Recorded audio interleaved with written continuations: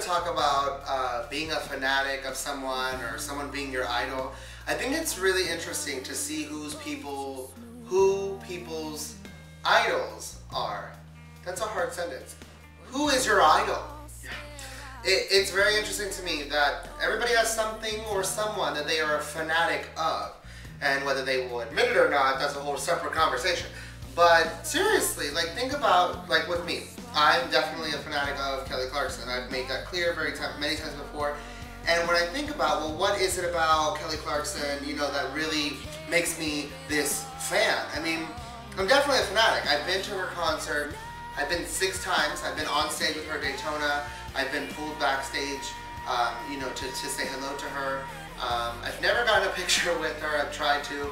I'm going to be going to her Mardi Gras event on the 28th of March. Hopefully I'm going to get some more people to go with me. We'll see what happens. But anyways, as an overall, like when I think back, okay, what happened that made me, boom, love Kelly?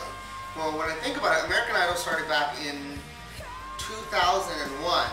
And I remember I was in my home and my grandparents were in the kitchen and my sister was in the room watching a show. And she said, hey, come watch this. So I ran to the room and I jumped on the bed and I was like, it was the auditions. And Kelly was one of the last people to come on. And immediately, it was kind of like when you start a new job and you like scope out the people and it's like, ooh, I like her. And usually you become kind of like closer or friends with her. That's what happened with Kelly. Like the moment that girl came on stage, I was like, ooh, I got a spark. And then she sung and I was like, wow. Because I've always been a big fan of music.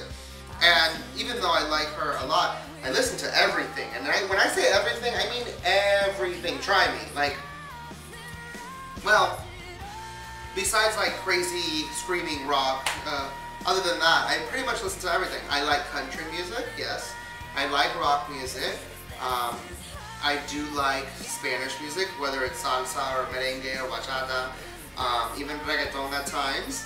I do like pop music. I love ballads, you know, like Celine Dion and Leona Lewis, stuff like that. I mean, I'm well-rounded when it comes to my music. I listen to rap, I listen to Kanye.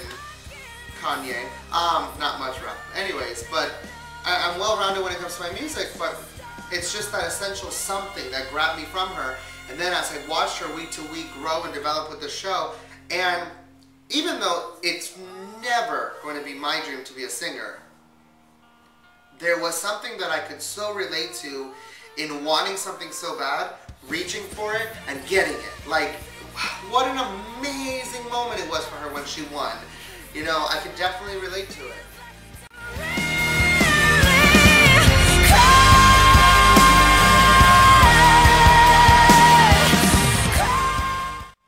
And I really I thought that equaling that to my life and how I'm interested in journalism and I'm going to school for journalism, whether it's written or spoken. I'm trying to do both at the same time and it's hard.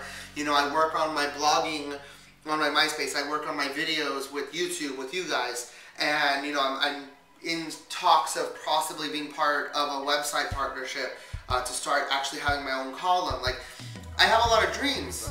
And essentially my goal is not stardom, but I have certain dreams.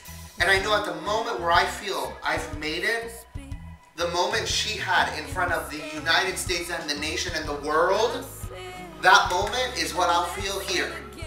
You get me? It's not like I'm going to be broadcasting it because I probably won't be famous in my life. I could be, if, you know, when I write a book and it makes a lot of money, and we'll see. But my point is, that moment is the expression of what a success feels like. And I think that that's what a lot of people are driven to. You know, with Britney Spears' concert coming up on Sunday, I can't wait for the concert. It's going to be a blast. I can't wait.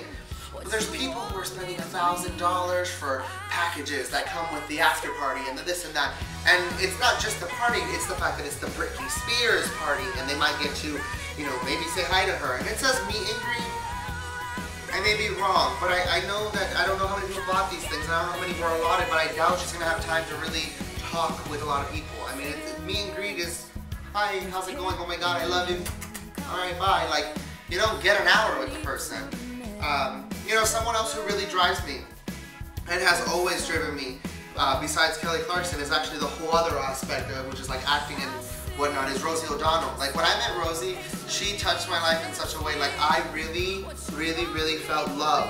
Like when that woman likes you as a person, just because she's meeting you, the love that you feel like just comes out of her. It's just like, it just oozes from her being. And she calls it yellow. She says yellow is color in life, and when something is yellow, it means it's going well. And when Rosie looks at you with those eyes, it's just like, it's the essence of love. As a person, not love, I love you. And she did that for me and my friends the day that I met her at her book signing. And really, like, she's a great person. Like, you can see it in the pictures.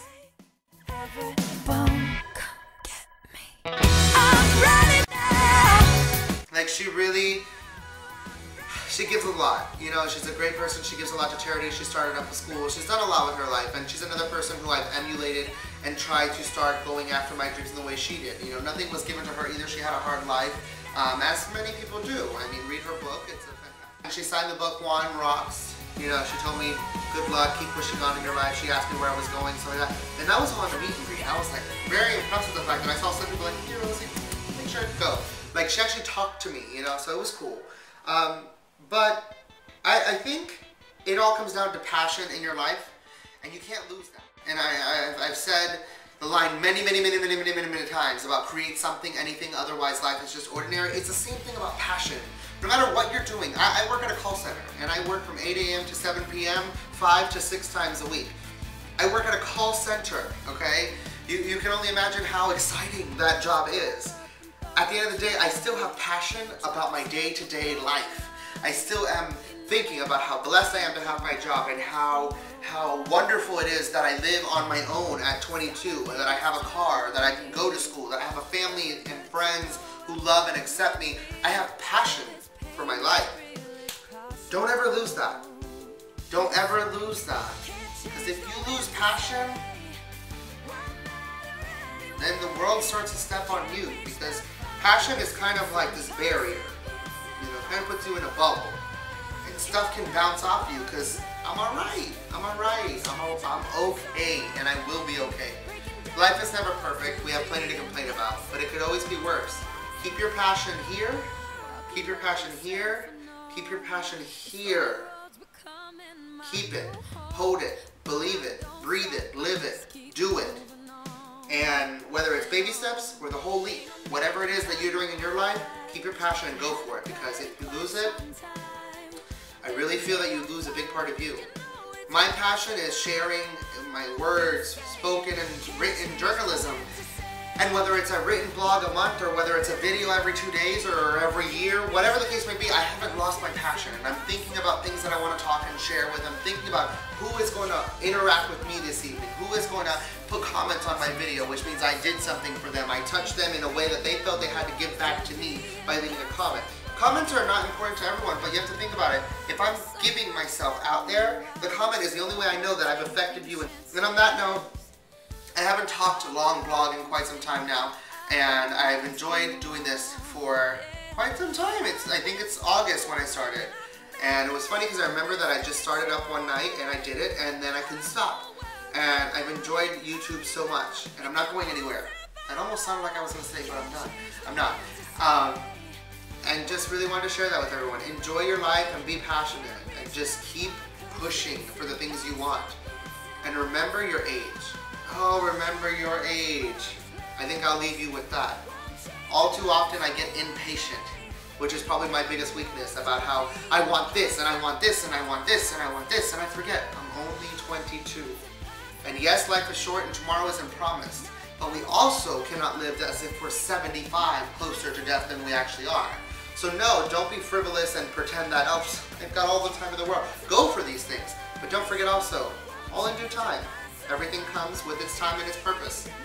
And I'm glad I was able to share that with you guys. So you guys have a great evening. It is Thursday, so look forward to some more videos coming from the weekend, as I promised. Try to step across the line.